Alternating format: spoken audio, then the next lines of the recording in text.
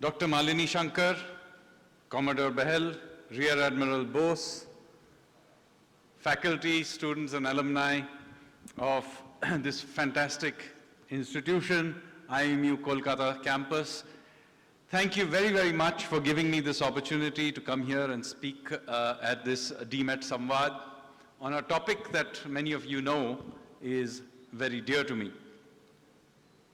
I particularly like the vibe, in a sense, of the campus. The very fact that your alumni still remembers their roll number is quite extraordinary, I have to say. I have no idea what my Sri Ram College of Commerce roll number was.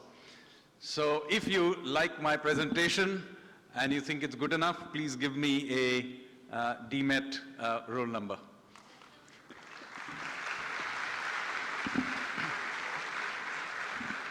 Now, the topic I'm going to speak about is about a project that the Government of India is doing, of which I'm involved, called the Stitch Ship Project. So if we can just flick to the next slide, if we can put on this, down is the, okay, here we go. Okay, so this is the Stitch Ship Project, and what this is about is really trying to recreate India's maritime history. Now, for reasons that one can keep debating, for some reason, unless you happen to be somebody who is directly doing something relating to ships or the maritime arena, the way we Indians tend to think of our history is strangely landlocked. Now, this is very strange for a country which is the only country in the world which actually has an ocean named after itself, right? And this is very, very strange because, in fact, if you look at our legends, our history, we are a country with such a long coastline that it is actually impossible to understand our history unless you think of us as a maritime country.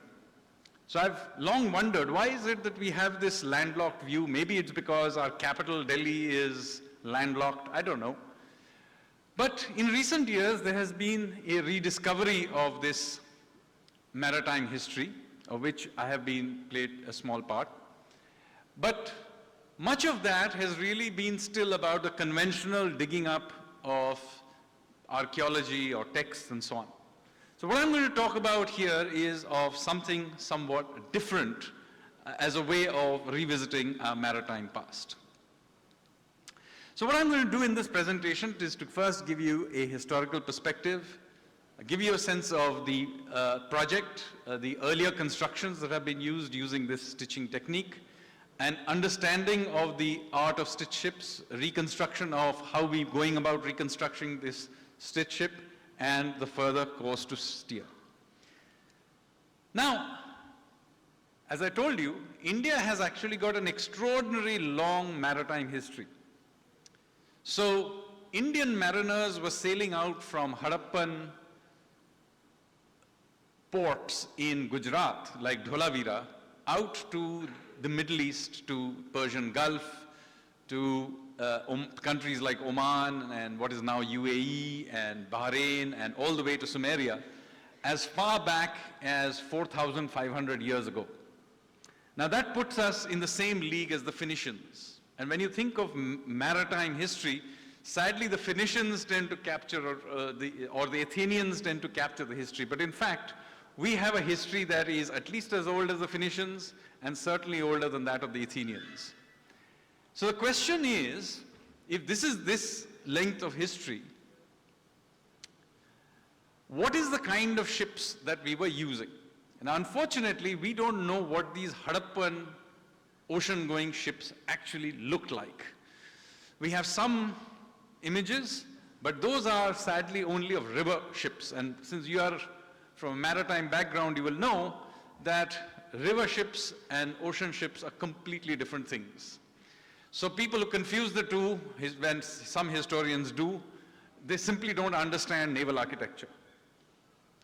So sadly, we know that Indians were sailing to all these places because we have lots of evidence of it, but we have no idea what those ships look like. But the naval culture did not die out with the Harappans. it continued into the subsequent centuries, into the Iron Age, and then into subsequent centuries. And thankfully, from around about the first, second century BC onwards, we begin to get some sense of the kinds of ships Indians were building. And we're using these ships to sail out westward, to trade with the Romans and the Persians and so on. And they were sailing out eastward to Indonesia, to what is now Vietnam and Cambodia, and then even onwards to China, Japan, and Korea. In fact, people forget that the way Korean history starts in Korean textbooks is with the marriage of a local prince to a princess from Ayodhya, from India. That's how their history starts. And how did she get there? She went there by sea. So what did these ships look like? Now we know that in this long history, we relied on a very peculiar technology called stitch ships. Now this is not because we didn't know how to create rust-free nails. We did. By certainly the Gupta period, we knew the technology of rust-free nails, because even today in Mehroli there is an iron pillar which has not rusted. So we had the technology of rust-free nails, and yes, we did occasionally build nailed ships. But the dominant technology that was used to build these ships was stitching. And you see this in paintings, you see this in sculpture. Here, for example, we have a relief sculpture from the Boga Mandap of the Jagannath temple. This is the sculpture on the left. And if you look at the hull of the ship, you can clearly see that it is stitched together. Can you see it? Is that clear? Yeah. And you also see that from a representation of a boat from the Babarnama. Again, it's stitched together. So this is a peculiar technology. And using these ships, we were making these massive voyages across the oceans, to the west, across the Arabian Sea, up the Red Sea, trading with the Egyptians, trading with the Jordanians, then into the Persian Gulf, trading with the Iranians or Persians, and with the Mesopotamians and so on. And of course, as I said, eastward to Indonesia, Singapore, and so on. So the stitch technology is something I began to look into when I wrote a book a few years ago called The Ocean of Churn. And at some point, I became somewhat obsessed with it. So I began to see if there is somebody in India who remembered this technology. And what I discovered is along the coast of India, there were still a few artisans who were building small boats. They were not ships, they are local fishing boats, which can carry maybe 4 or 5 people for a small fishing expedition, but they still sort of remembered how to do the stitching. Some of them, because their families had been doing this for generations, they still remembered some of these ratios for building big ships, but nobody had built a big ship in generations. So I thought, before this whole thing completely disappears, why don't I get hold of some people to try and at least document and maybe reconstruct a ship using ancient techniques. While I was doing this, I also discovered some old manuals in ancient texts which talked about how to build these ships. So one of these is, for example, the Yukti Kalpataru. So it's an ancient text from the 9th century or 9th, 10th century by Raja Bhoj. And he talks about various kinds of ships that used to exist in ancient times. So he mentions, for example, that there were ships called the Samanya, or the ordinary, and there were Vishesha, the special ships. And these special ships in particular were used for sea voyages. And he gives the sizes of these ships. And they are huge if the big ships were massive. So there were smaller ships were, as you can see, length was 32 cubits, but the very biggest ships were 112 cubits long. That is large even by modern standards. What is also interesting is that the ratios, at least of the Vishesh ships, that was the specialized ships, were quite interesting. So you can see the length is whatever it is, depending on this type of ship. But the breadth, as you can see, is 1:8 ratio. Those make for very long, thin ships.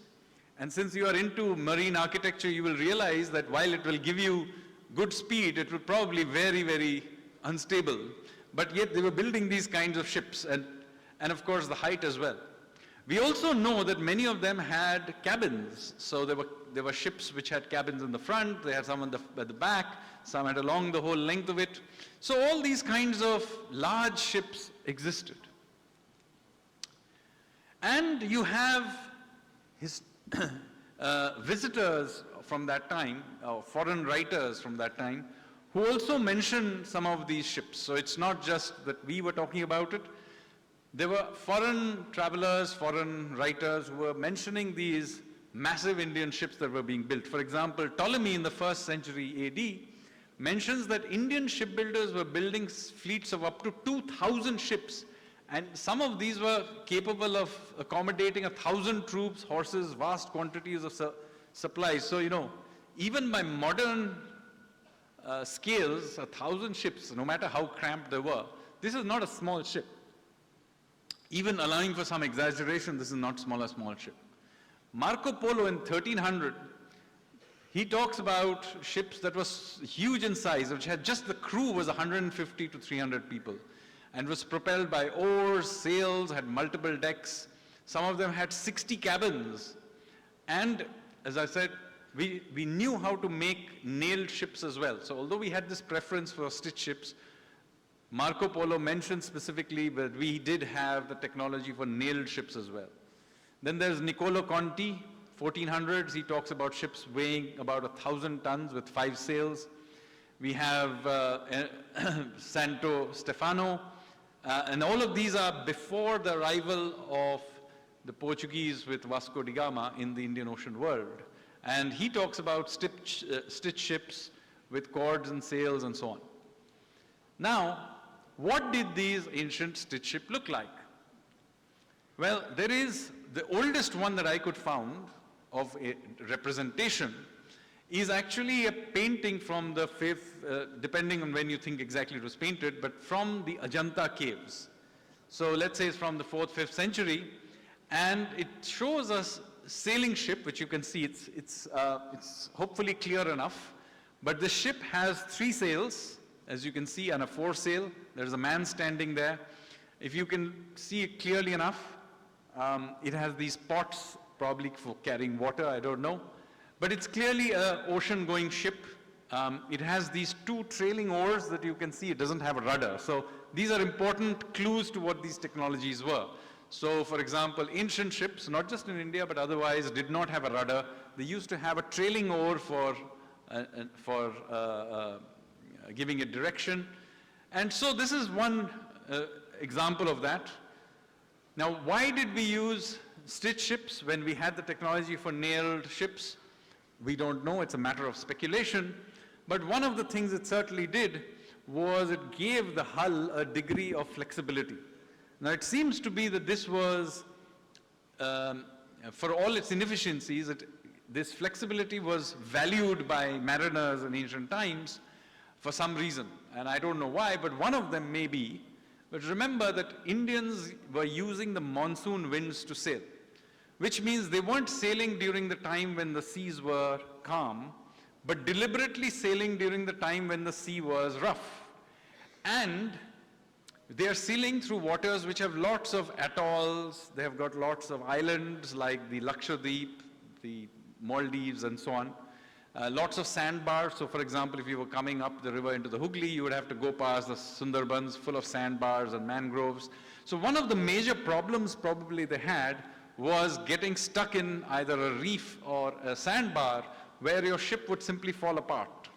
One of the advantages of a stitch ship is, although it's a somewhat inefficient profile from an aerodynamic perspective, it doesn't fall apart very easily because it's stitched together, the hull is flexible. So maybe the advantages of that were so great that people preferred it. I don't know, I'm speculating. But whatever it is, this technology was the dominant technology till well into the 1500s. And eventually when the Indians began to shift to other techniques, they didn't do it because of the inefficiencies, but because of cannons. The problem was not just that somebody else could hit you with a cannonball, but that with a stitch ship, since you were stitching it together, these ships could not take the recoil of their own cannons. So it would loosen the ropes and the stitching, and you would begin to leak. So ultimately, we gave up on this technology because of artillery. Still, the technology was not entirely given up. So you see, for example, in present-day Karnataka coast, you still have these very small stitched boats where some of this technique is still sort of remembered. These are very small craft, but this technique is now rapidly dying out. We are basically witnessing the last generation of shipbuilders who still build it this way. People are rapidly moving on to modern fiberglass or whatever it is they're using. So the aim of the project was, before this entire thing is forgotten, why don't we use the last of these traditional artisans and try and actually see if we can build an ancient stitched ship. So the first thing that we wanted to do was to do a reconstruction of an ancient stitched ship. We thought it would be a fun project to revive the cultural memories of India's glorious maritime history. It would give us a better sense of the monsoons and the equatorial currents, because, you know, we would be, if we sailed it, we would be at the mercy of nature. It would generate, of course, a sense of pride, but also a sense of ourselves as a risk-taking, adventurous country, which we were. And a lot of that has unfortunately fallen away over time. And of course, to undertake a voyage along these ancient sailing routes as a cultural outreach to countries with whom we have had thousands of years of links. Now, we are not the first people to attempt to build a reconstructed ship. There have been other attempts in other places. So, for example, in 1981, there was the Arabs, ship of the Arab design called the Sohar was done. There was the Gyptus, which was a reconstruction of a 6th century Greek ship. There's a more recent one called the Jewel of Muscat, which was done in 2009, which is reconstruction of a Omani ship from the 9th or 10th century. The wreck was found in Indonesia, and it was then the Omanis then reconstructed it. It's called the Jewel of Muscat, and they sailed it around. So there are other attempts, but no attempt was made to reconstruct an Indian ship. So this is the first time that we are going to try and reconstruct an ancient Indian designed ship. So we decided first you've got to choose the period that you're going to do this, because remember, it's a very long history. The ship technology changed over long periods of time. So we decided to zero in on the Gupta period. One, because as I mentioned, we actually had a artistic representation of a Gupta era ship in Ajanta. So what are the materials you need in order to build such a stitch ship? Well, obviously you need different kinds of wood for different parts of the ship, but you also need the stitching equipment. And what is used to stitch? Well, in India, we used coir rope, coconut coir rope. It's not the one you get in the market, it's a specialized rope. It has to be curated by in salt water and coconut oil, and it's repeatedly cured in it to make it much stronger than the usual kind, but still it's fundamentally coir rope. You need cotton fiber for stuffing between the planks and for other uses. You need needles, obviously, for stitching. Then you need a resin called kudrus. This is important because this is the resin that is used to plug the holes for the stitching holes that we have. It is then, this kudrus is dissolved in fish oil, usually sardine oil in India, but in other places, for example, the Jewel of Muscat in Oman used shark oil. It doesn't matter, it smells just as bad. But I have been assured by the people who did the Jewel of Muscat voyage is that, one, the smell does go away partly, and secondly, that after a few days you completely get used to it. Then, of course, you have lime powder for improving the durability of the wood, and brick red pigment for the external hull color. So these are the various things you need for the stitching. And here is how you go about building it. So this is the ship we are now building, and this is a photograph from that. You start out by putting in the keel first. Now, since many of you are naval architects, you will understand that typically when you build ships by nailing or now welding it together, you actually create a frame, and then you weld or nail or whatever the hull onto it. But in the stitch ship technique, the hull is actually built first without a frame. And the frame is retrospectively fitted in, and I will show you that later. Then you put, of course, the stern post and the stem post, and then you start the construction. Now comes the issue of shaping the planks. So now remember, you have to shape the planks. You've got the planks have to be curved, and they're curved in 3 dimensions. They're not just curving around, they're also sort of moving inwards in a certain way. And the shape of the hull changes at different levels, right? So this is a really skilled job. And to do this, we have got a team, which we got from Bepur in Kerala, led by a shipwright, Babu Sankaran. His family has been building these kinds of ships for thousands of years. And he does this bending of the planks simply by eye. So he knows the ratios by tradition. He's not measuring any of this. He just does it by eye. So how do you go about it? Well, you first fill a steam chamber and you put the plank in. So when you heat it in the steaming, it softens the fibers. And then once you put it in it's there for hours to soften it. But when you take it out, the plank is soft. But you have about just 1 minute to shape it before it cools down and all the fibers set. Okay? And I'm now going to show you how this is done. So here is the steaming and planking, and so this is the video. This is the steaming chamber. We are taking up the steam, as you can see. These are the planks getting pulled out after being steamed.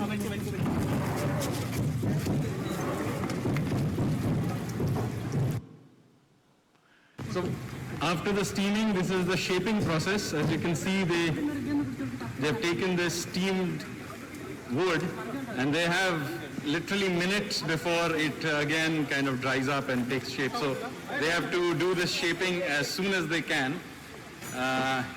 So it's being bent, as you can see, and then weights and other things are used. So this is, by the way, being done in a shipyard in Goa called Hodi on Diwar Island. And you can see how they are shaping this. Now, once you're getting all of this, the question is, how do you then take these planks and begin to create the outer shell? So you take the planks and you create these series of holes on both the planks, and then you have to stitch it. So you create a wadding between them, and then you take the ropes that I talked about through them using a peg. I've kind of tried to explain how it is. It's a very intricate process, and I'll try and show you more images of it. But basically, you use the coconut coir rope, and you stitch this together. It is done not just going back and forth, but it is done 1, 2, X, 1, 2, X, and so on. That's how the stitching goes. And here I can see then the kudrus resin is then applied between the planks to kind of close the holes. And you can see the wadding is hammered down. And the stitching follows, as I said, the 1, 1, X, 1, 1, X pattern. It's a very painstaking work. So let me tell you, the team of about 25 who was building this ship, you're just sitting there. Sometimes, even sitting and watching them is tiring. And then once this kind of general shape begins to happen, you begin to put the frame in retrospectively, as I told you. And so this is what the frame is done. This is where you're going to put the ballast. So this has to be strong. Yeah, so, and ballast in ancient times was heavy granite stone. We will probably use a combination of lead and stone, because lead is what is now more commonly used. And then you have the stern post and the stem post, which are stitched into the keel. And then, of course, the horizontal crossbars are used to give it more strength. So that's how you end up with the body of the ship. This is more on the stitching and waterproofing so that you get a sense of how and then, of course, putty is applied with the holes, with the plug, with the this is putty made from the kudrus. And then, of course, you're coating it in fish oil inside and outside. Again, as I mentioned, I have been assured that the fish oil wears off after a little while, and in any case, you sort of get used to it. I shall find out. And then, how do you go about doing this reconstruction? So, as I told you, I had been researching all this for a couple of years, and then I got more serious about it during the COVID period. And it happened to be that I was at that time writing the economic survey that many of you may know about. The Finance Ministry, every year, the Government of India issues an economic survey. So one of the young economists who was working for me at that time on producing the economic survey, she was married to a naval architect called Hemant. So one day, Hemant unsuspectingly came to meet me, and I immediately drafted him into this project, which he did quite enthusiastically. So now I had somebody who could do the drafts. And so I began to work more seriously on it, and I created a framework. I first thought that maybe it would be easier to get the Indian private sector interested in this, and some of them hummed and hawed, but then ultimately I took this plan to the Honorable Prime Minister, and he was very enthusiastic, and he said, yeah, if it can be done, let's see if the Ministry of Culture can be gotten interested in it. Turns out the Ministry of Culture has a program called Project Mosam, which wants to do this kind of thing. They were looking for a project, so I got there at the right time. So they provided the funding, and then I went to the Indian Navy. So the Ministry of Defense and the Indian Navy were very kind and said, yes, we will help you curate it and put it together and provide a crew as well. The Ministry of External Affairs got very interested in it because they said that, yes, great, we can sail it around and try and use it for cultural outreach. And of course, the Ministry of Shipping and DG Shipping, who of course have to give me lots of exemptions from the usual norms you need to build a seaworthy ship. So all of this, we're putting it together. So in 2023, this began to gather momentum, and at the beginning of this year, we actually began to put it together. We hired Babu Sankaran and his team, which I mentioned. The good news about Babu Sankaran was that he was also involved in the Jewel of Muscat project. So he is used to the idea of reconstruction as opposed to a modern ship, which is useful because it means that he's used to the fact that, you know, there are many modern inventions that we simply will not use just because it didn't exist at that time. So this is just a line drawing of this, it's a schema of the Ajanta ship. You saw the painting, but this is what it looked like as a schema. So this is roughly what we want to do. Obviously, this is an architect, this is a artist's vision of it.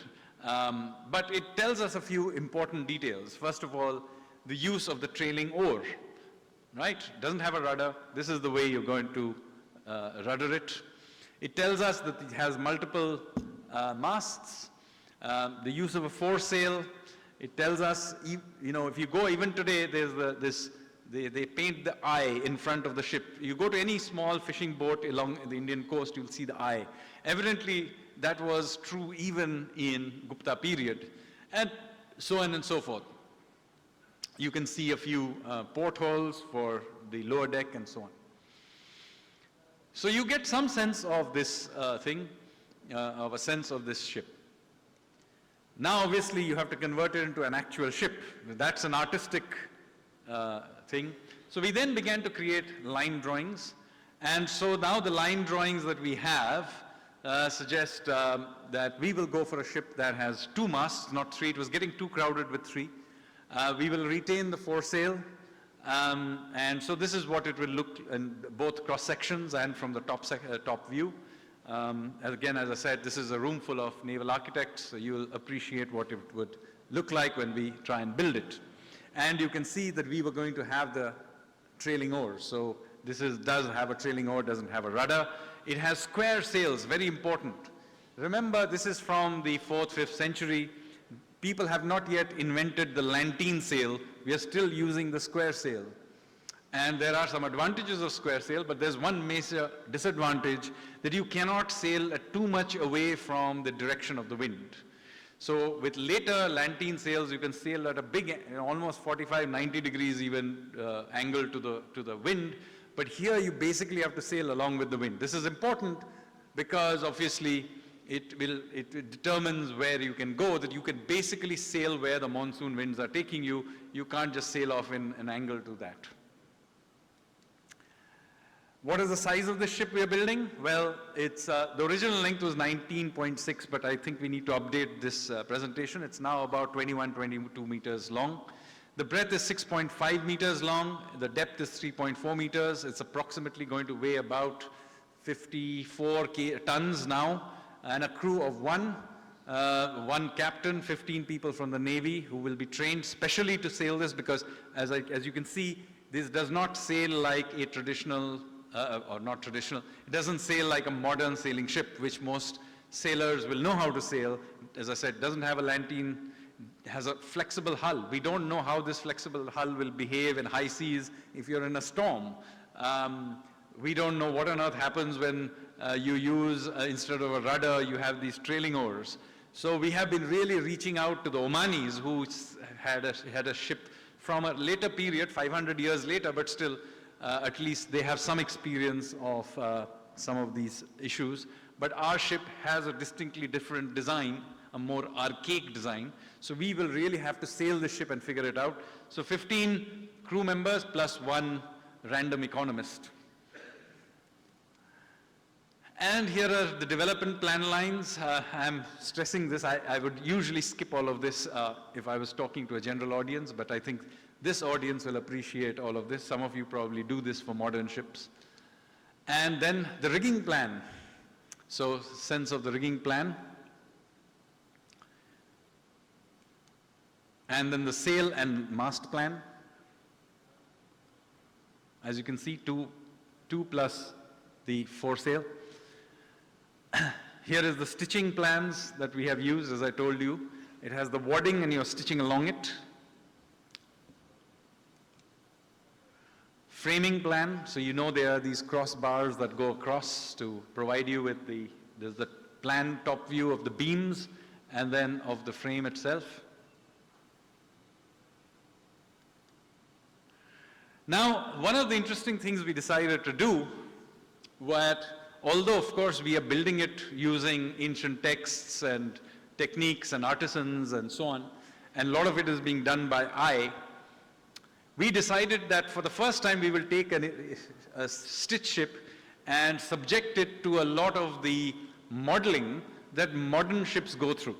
And we said, we have, because I had the access to the Indian Navy and they build their ships, and I was working with a team of naval architects who routinely do the modeling. I said, let's subject it to the same modeling and see what happens. So of course we were going to do the Navier-Stokes modeling as well. So most of you are familiar with all of this, but of course a ship, as you know, gets three types of pressures on it. There are the wave resistance and wave effects, which is the potential flow effects. You have the boundary layer, viscosity, skin friction, and then of course you have the viscous pressures of the back and the resistance from the wake. So all of this is modeled into the flow dynamics Navier-Stokes equations, which also you'll be familiar with. You have the pressure forces, the viscous forces, and the body forces. As you know, this is the conservation of mass equations for the rate of increase of mass in a Newtonian non-compressible fluids. So all of these are equations which many of you are very familiar with. And then, of course, we have to think about movement in 6 different directions. There are the linear ones, forward, backward, up, down, and sideways. And then you have the rotational forces, which are up, down, but rotational, sideways, rotational, and then and then forward, backward, rotational. And you have the drag, ship motion, wave attraction, all of this, all of these equations are then working on. Now, then we did the 3D modeling of the hull. This has obviously been done by the Navy guys, not me, but they used a 3D CAD model, which some of you also are probably familiar with, and we began to model it. Not easy to do because here, remember, you don't only have to model the outside, you also have to model for the stitching, which sort of protrudes out. So that really complicates the modeling, let me tell you. But then we began to doing the fluid dynamics modeling. We are still doing some of this, particularly for the stitching. And of course, you have to do it, solve the Navier-Stokes for every little small bit for doing the meshing. And this is particularly important here because, as I told you, the stitching protrudes. So what is true of something, one part is not true of another part. So you have to really mesh the whole thing. Very, very complicated thing to do. Thank God for computers. Trying to do this manually would have been impossible. And then you begin to do the surface wave pattern things. This is just the Kevin Wynne patterns in the model. Later on, we took all of this for, we have been taking them to IIT Madras for doing the tank testing as well. But this is just what we thought is all the pressure coefficients that we were getting, the resistance plots. And then we began to build a scaled model. So this is a scaled model that we have built. Then here is the scaled model of the stitch ship. And then we then began to prepare it for testing. So here is what we did. Then we have the model testing in the towing tank that we do. And here is the video so that you get a sense of how the towing tank is done. You get wave patterns. The video didn't play for whatever reason, but never mind. And you then get new resistance plots, which are significantly different from what we modeled. But I told you, the models are first of all not built for ancient ships, and all kinds of strange things begin happening when the hull is flexible and you have stitching on the outside.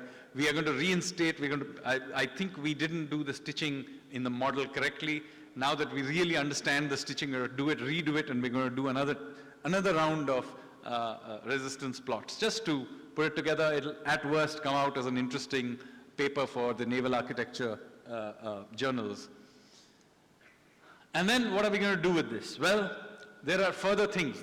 One is, obviously, we're going to build all of this, the ship itself, but then there are other details that you have to put. For example, anchors. So we have some examples of ancient anchors. We have anchors from the period of the Guptas, but we have some really ancient anchors. So although we do not know what Harappan ships look like, we do know what their anchors look like. And these are anchors that have been dug up from Dwarka.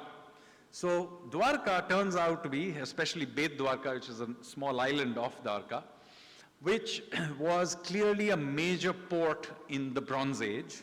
And there are a lot of anchors, stone anchors that have been found there. And they have a particular shape. They are these triangular ones are from that Harappan period. And in case you want to know what they look like in actual use, so you see the triangular one that we have circled? Well, the round hole is where the rope went in. So that's where the rope goes in. The square holes or the rectangular holes, they would put in wooden spikes, okay? And those wooden spikes is what would catch the ground and hook onto whatever the soil or the rocks in the ground. So that is what the anchor would look like. So we are deliberately being a little ahistorical because Gupta period anchors may or may not have looked like this. We have some evidence that they may have continued to use these, but the one that we have chosen is an older anchor or from a Harappan period, and so we'll have an anchor built in this style.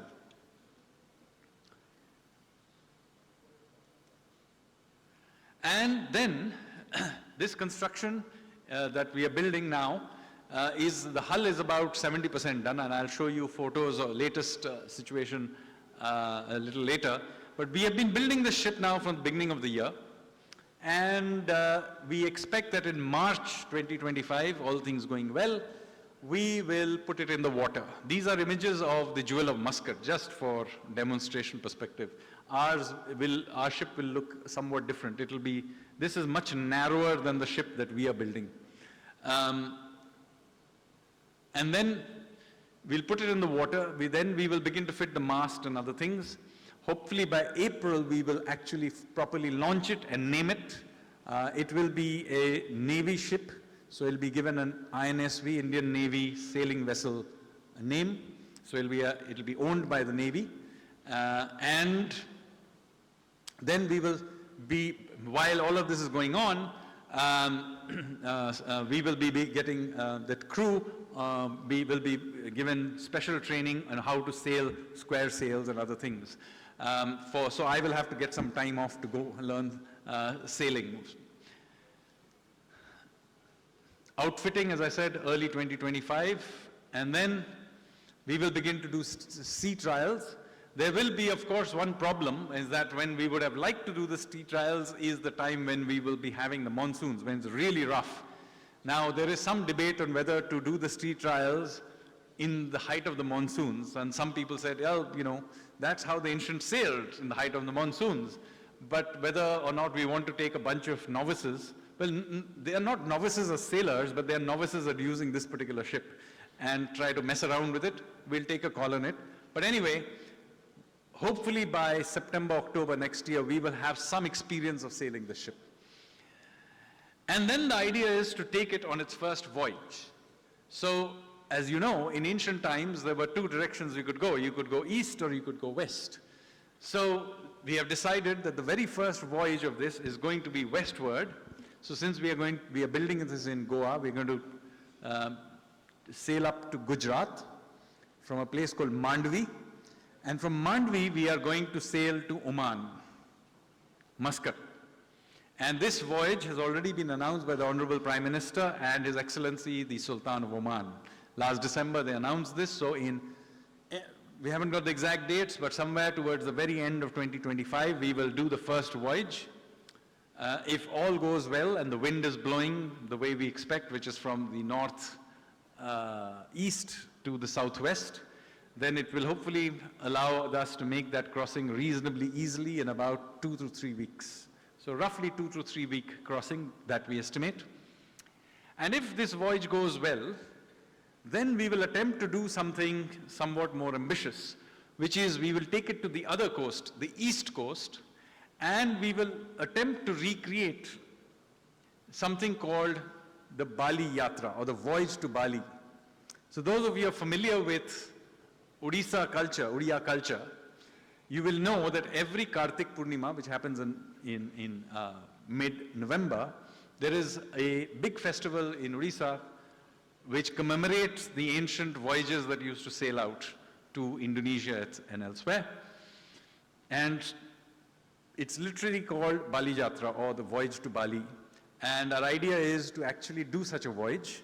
But note, because the technology of the times and the knowledge of the seas of that time, we will not be able to go straight across. The way you have to sail in a square sail ship is that you have to follow the wind, which, as I told you, is blowing basically north-south and not going from west to east.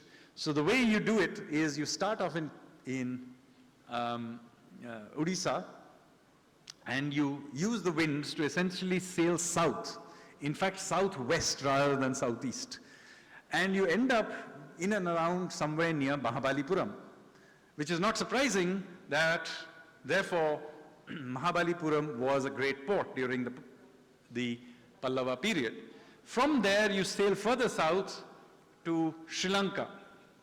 And from Sri Lanka, you sail further south, and then you catch the currents, the equatorial currents, and it's using the equatorial currents that you make the Indian Ocean crossing. Which is why in many ancient texts, particularly in the Chola period, they mention that if you want to cross the ocean, you have to follow the turtles. Why are they following the turtles? Well, that's the way they would find the current.